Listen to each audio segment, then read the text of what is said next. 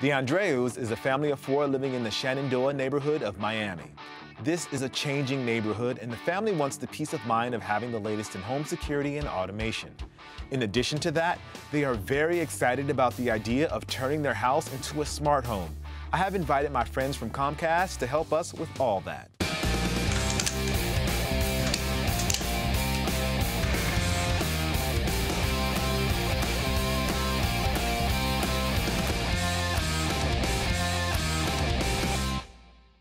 So the guys just finished the install. First, we have door window sensors. So we have one here, and there's actually going to be one on every door that faces the outside. And then you'll also see that we have motion sensors in this room, the family room, they're in the laundry room, but they're also in the bedrooms as well. Awesome. Now, looking across, we see that you have a smart thermostat. I can control all sorts of different functions from within the home, lighting systems, the AC system, all from the touch of a button on my phone. We live such hectic lives that anything that can make our lives just a little easier and a little bit more efficient will definitely go a long way.